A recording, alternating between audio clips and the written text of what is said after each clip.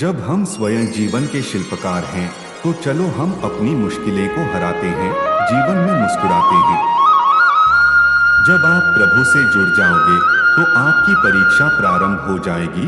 कुछ लोग इसे दुख समझते हैं, पर इसे आप प्रभु की कृपा सुने कि वह आपके साथ हैं। कृष्ण कहते हैं, अहंकार मत कर, किसी को कुछ भी देकर, क्या पता तू दे रहा है या पिछले जन्म का कर्जा चुका रहा है। मनुष्य कितना भी गोरा क्यों ना हो, परंतु उसकी परछाई सदैव काली होती है।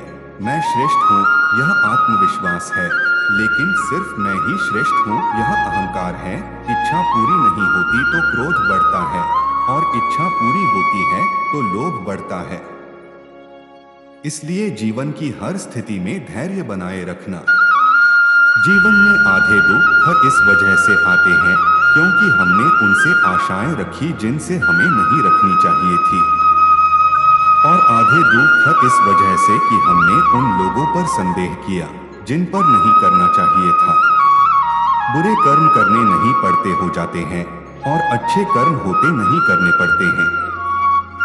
जो दूसरों की तकलीफों को समझते हैं, जिनमें दया है, दिल से अच्छे हैं, उन्हें दोबारा जन्म लेना नहीं पड़ता।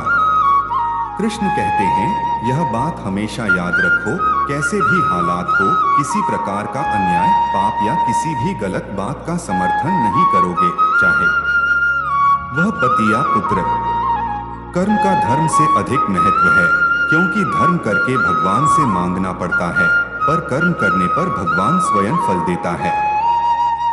संबंध उसी आत्मा से जुड़ता है जिनका हमसे पिछले जन्मों का कोई रिश्ता होता है, वरना दुनिया की इस भीड़ में कौन किसको जानता है। जिंदगी के इस रण में खुद ही कृष्ण, खुद ही अर्जुन बनना पड़ता है।